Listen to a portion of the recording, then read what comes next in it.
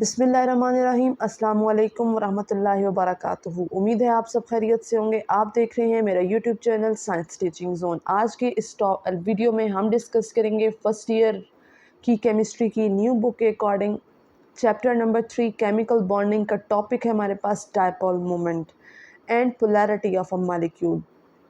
Last lecture में हमने discuss किया था इलेक्ट्रोनेगेटिविटी डिफरेंस को और हमने देखा था कि उससे बॉन्ड पोलैरिटी और बॉन्ड टाइप पे क्या फ़र्क पड़ता है। आज का टॉपिक हमारे पास डायपोल मोमेंट है। सबसे पहले हम इसकी थोड़ा कॉन्सेप्ट क्लियर करते हैं। कहते हैं कुछ कंपाउंड जैसा कि हमारे पास हाइड्रोजन फ्लोराइड है, यहाँ पे क्या होता है कि where bonded atom are form different atom. अब देखें ये दोनों क्या हैं, डिफरेंट एटम से मिलके बने हुए, एक हाइड्रोजन है एक क्या फ्लोरीन है। इनकी जो इलेक्ट्रॉनिक डिस्ट्रीब्यूशन है, मतलब जो इनमें इलेक्ट्रॉन डिस्ट्रीब्यूट हुए हुए हैं, ये क्या होंगे, अनइवन होंगे, मतलब इक्वल नहीं होंगे। इस वजह से क्या होता है, एक एटम के ऊपर पार्शियल पॉजिटिव और दूसरे के ऊपर पार्शियल नेगेटिव चार्ज आ जाता है। अब अब यहाँ पे क्या है कि पार्शियल पॉजिटिव और पार्शियल नेगेटिव चार्ज दोनों पे अलग अलग आ जाते हैं। अब ऐसा मॉलिक्यूल्स जिसमें एक पार्ट पर, एक एटम पर पॉजिटिव और दूसरे एटम पर नेगेटिव चार्ज होता है, उन्हें हम कहते हैं डायपोल। और उन मॉलिक्यूल्स को कहते हैं कि उन मॉलिक्यूल्स के पास डायपोल मोमेंट है। अब ये हमारे पास डायपोल मोमेंट एक ऐसी टर्म है जिससे हम क्या करते हैं, क्वांटिटेटिव मेजरमेंट करते हैं पोलैरिटी ऑफ बॉन्ड या किसी भी मॉलिक्यूल की पोलैरिटी को हम क्या करते हैं, मेजर करते हैं कि ये कितना पोलर है, कितना ये नॉन पोलर है। The dipole moment of diatomic molecule, मतलब अगर हमारे पास दो एटम से मिलके कोई भी मालिक्यूल बन रहा है, जैसे कि हमारे पास एग्जांपल आती है hydrogen fluoride, hydrogen chloride, hydrogen bromide, hydrogen iodide और NO। ये क्या है, are directed from the positive end to the negative end. ये इनकी डायपोल मोमेंट क्या होती है, पॉजिटिव एंड से नेगेटिव एंड की तरफ होती है। जैसे फॉर एग्जांपल आप यहाँ पर फिगर में देखें तो इसकी डायपोल मोमेंट क्या है, हाइड्रोजन टू फ्लोराइड जा रही है। हाइड्रोजन क्या होता है, पार्शियल पॉजिटिव होता है और फ्लोरीन क्या होता है, पार्शियल नेगेटिव होता है। अब क्या है कि जिसकी इलेक्ट्रोनेगेटिविटी ज़्यादा होती है उस पर नेगेटिव चार्ज आता है और जिसकी इलेक्ट्रोनेगेटिविटी कम होती है उस पर पॉजिटिव चार्ज आता है। तो हमारे पास क्या होता है, क्या है कि यहाँ पे यही हो रहा होता है कि पॉजिटिव एंड से नेगेटिव एंड की तरफ ये मूव कर रहा होता है डायपोल। डायपोल मोमेंट को जब हम मेजर करते हैं तो उसका यूनिट, जैसे हम लेंथ को मेजर करें, डिस्टेंस को मेजर करते हैं, वेट को मेजर करते हैं, टेम्परेचर मेजर करते हैं, तो हर एक का यूनिट होता है। तो ऐसे डायपोल का भी यूनिट है। डायपोल मोमेंट का यूनिट क्या है, डी/, इसको कैपिटल D से रिप्रेजेंट करते हैं।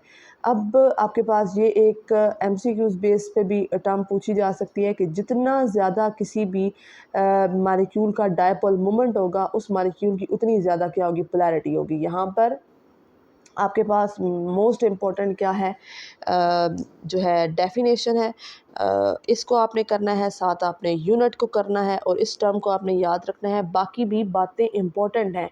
जो एक्स्ट्रा स्टूडेंट इंटेलिजेंट स्टूडेंट है जिनको बहुत ज़्यादा याद हो सकता है वो इसको भी याद कर सकते हैं साथ। लेकिन अगर कोई ऐसा सिलेक्टिव स्टूडेंट है जो बहुत ज़्यादा नहीं याद कर सकता तो वो क्या है कि लाजमी तौर पर क्या करे, डेफिनेशन को और यूनिट को और इस चीज़ को लाजमी याद करें। साथ आपने एग्जांपल दे देनी है, for example in HF, HCl, HI, जो भी आपको इजीली याद हो जाती हैं। यहाँ पे हमने क्या बात की थी, दो एटम डायटोमिक मॉलिक्यूल्स की बात की थी। डायटोमिक मॉलिक्यूल्स के बाद हमारे पास आ जाते हैं ऐसे कंपाउंड जो दो से ज़्यादा एटम से मिलकर बने हुए होते हैं। फॉर एग्जांपल 3 ले लें, 4 ले लें, जितने भी हो गए।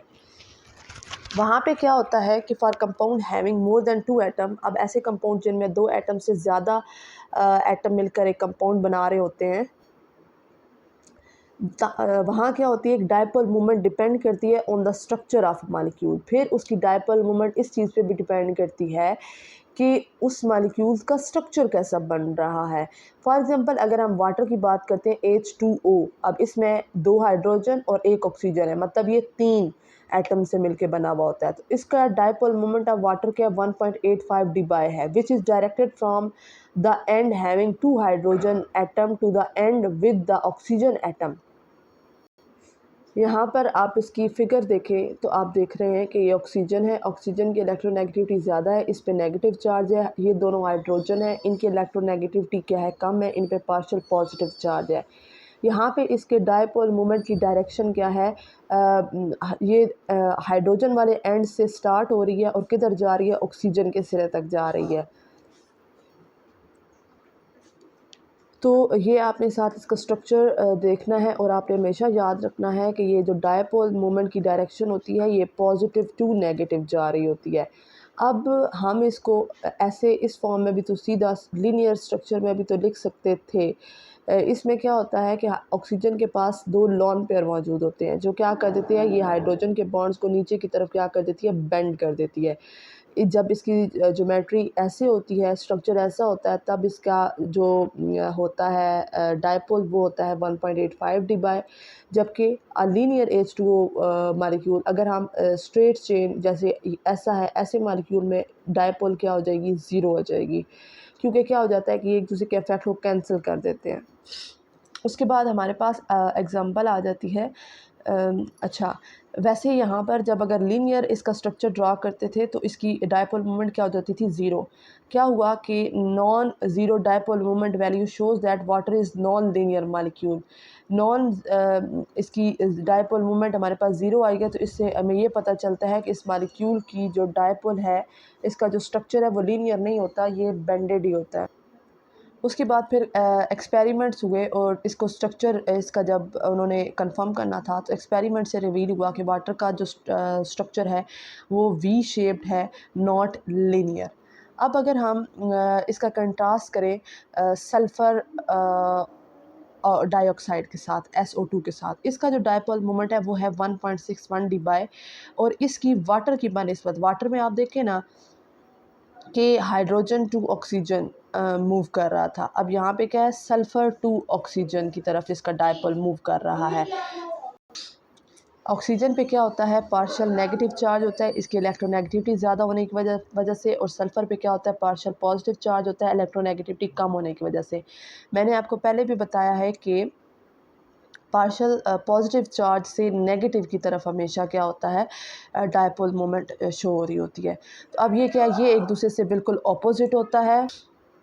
तो क्या है कि हमने यहाँ पे कंपैरिजन किया है H2O और SO2 के स्ट्रक्चर को, इनके डायपोल को, तो ये वाटर से इसकी डायरेक्शन का है, ऑपोजिट है।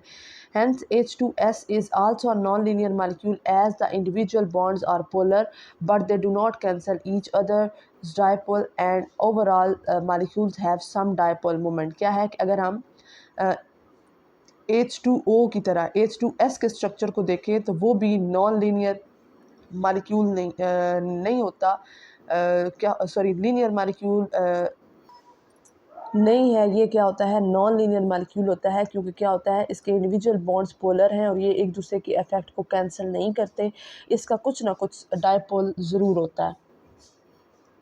यहाँ पे हमने सबसे पहले बात की है डायटोमिक मॉलिक्यूल्स में डायपोल को, फिर हमने मोर देन पॉलीएटॉमिक में की है। अब हमारे पास आ रहा है अब कुछ ऐसे होते हैं पॉलीएटॉमिक में कि जिनका डायपोल ज़ीरो होता है। अब जिनका यहाँ पे नॉन ज़ीरो का हम डिस्कस कर रहे थे, यहाँ पे अब किसकी बात हो रही है, ज़ीरो डायपोल की।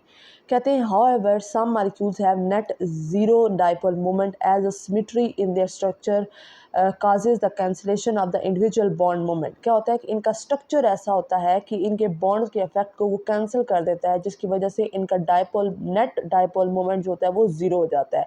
अब ज़ीरो किन किन का होता है, BeCl2, इसका क्या होता है, linear molecule having two similar chlorine atom on the both side of the central atom at 180 degree. इसका स्ट्रक्चर आपके पास ये डिस्क्राइब है, BeCl2, ये दोनों साइड पे क्या है, बॉन्ड्स हैं।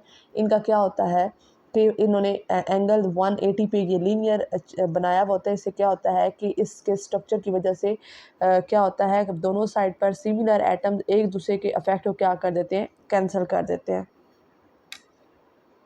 The individual barium chloride bond moment are cancel out as they are opposite in direction and equal in amount। मतलब अगर अमाउंट इनकी बॉन्ड मतलब इक्वल्स हों तो वो एक दूसरे के इफेक्ट को क्या कर देते हैं, कैंसिल कर देते हैं, तो वहाँ पे उनका डायपोल मोमेंट क्या हो जाता है, ज़ीरो हो जाता है। इसी तरीके से CCl4 के पास क्या होता है, एक कार्बन है और 4 क्या होते हैं, क्लोरीन होते हैं। ये एक दूसरे आपस में बॉन्डेड होते हैं, which are expected to have high polarity due to a large difference between carbon and chlorine atom. क्या होता है कि इनके दरमियान बहुत ज़्यादा इलेक्ट्रोनेगेटिविटी डिफरेंस होता है, तो ये माना जाता है कि इनकी जो पोलैरिटी होगी वो बहुत ज़्यादा होगी।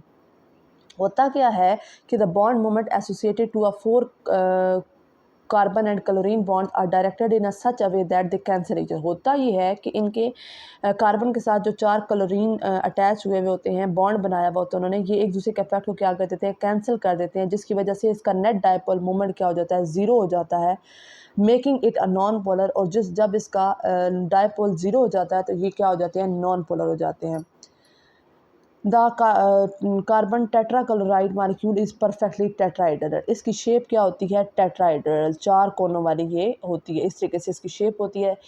तो ये हमारे पास एक दूसरे के इफेक्ट को क्या कर देते हैं, कैंसिल कर देते हैं। क्लोरीन के ऊपर क्या है, नेगेटिव चार्ज है, कार्बन के ऊपर क्या है, पॉजिटिव चार्ज है, डायपोल मोमेंट की डायरेक्शन पॉजिटिव टू नेगेटिव जा रही है, तो इसका ओवरऑल इफेक्ट कैंसिल होने की वजह से इसका डायपोल क्या आ जाता है, ज़ीरो आ जाता है। इसी तरीके से हमारे पास एग्जांपल आ जाती है BF3 बोरोन ट्राईफ्लोराइड। इसकी शेप क्या होती है, ट्राइगोनल प्लानर सिमेट्री होती है इसकी, मतलब इसकी 3 कोनों वाली ट्राइगोनल प्लानर सिमेट्री होती है। इसका भी क्या होता है, डायपोल मोमेंट ज़ीरो होता है। As a rule the molecule that have same ligands, मतलब एटम और group of atom with the, मतलब ये तीनों सेम हैं, तो क्या होता है कि ये एक दूसरे के इफेक्ट को कैंसिल कर देते हैं इन अ रेगुलर ज्योमेट्री।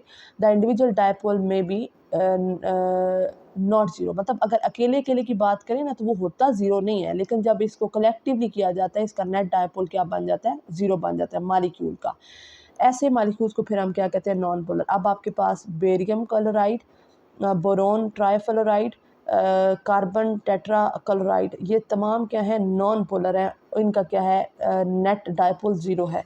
जबकि यहाँ पे हमने जो एग्जांपल्स पढ़ी हैं जिनका डायपोल ज़ीरो नहीं है, जिसमें हमने वाटर, सल्फ़र डाइऑक्साइड, H2S को डिस्कस किया है, इनका डायपोल क्या होता है, नॉन ज़ीरो है और ये पोलर होते हैं। ये था हमारा आज का टॉपिक, जिसमें हमने डायपोल मोमेंट को डिस्कस किया और साथ हमने इनके स्ट्रक्चर से ये देखा है कि कौन सा मॉलिक्यूल पोलर होता है और कौन सा नॉन पोलर होता है। उम्मीद करती हूँ आपके कॉन्सेप्ट्स क्लियर हो गए होंगे। ये क्वेश्चन लॉन्ग क्वेश्चन के लिहाज से इतना भी इम्पोर्टेंट नहीं है, लेकिन आलमोस्ट 40 to 45% में भी लॉन्ग क्वेश्चन आ सकता है। तो लॉन्ग क्वेश्चन के लिहाज से आप इसमें से बहुत ऑल टू ऑल एग्जांपल्स ना भी करें तो आप कुछ ना कुछ जो है इसको तैयार कर लीजिएगा। अगर आपको इस टॉपिक के रिलेटेड कोई भी क्वेश्चन हो तो आप मुझसे कमेंट बॉक्स में कर सकते हैं, मैं इंशाल्लाह उसका जवाब ज़रूर दूँगी।